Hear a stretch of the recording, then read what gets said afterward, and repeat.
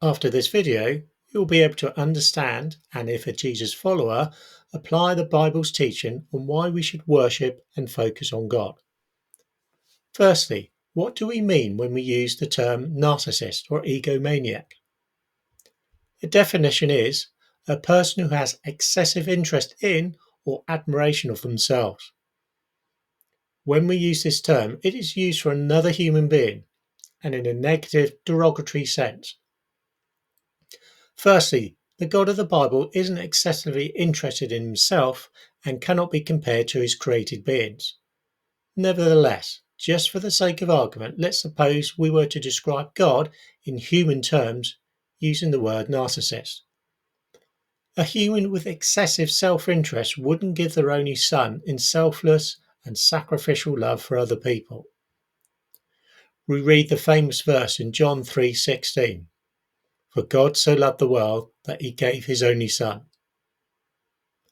In Matthew 20 and 28, we read that Jesus came not to self-serve, but to serve others sacrificially, ultimately with his own life.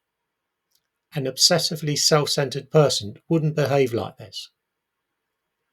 We read, even if the Son of Man came not to be served, but to serve, and to give his life as a ransom for many.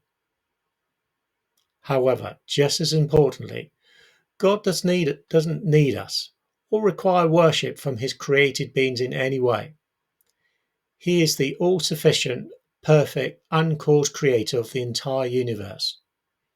He doesn't need anything beyond this perfection. Just let that truth sink in for a few seconds. In Genesis 1:1 we read, in the beginning, God created the heavens and the earth. He gives life and meaning to all things. We read in Acts 17 and 25, nor is he served by human hands, as though he needed anything, since he himself gives to all mankind life and breath and everything.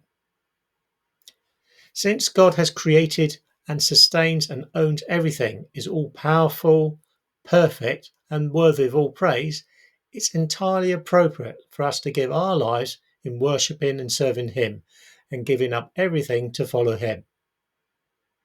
Jesus, when asked, reminded us that the greatest commandment is, love the Lord your God with all your heart, and with all your soul, and with all your mind.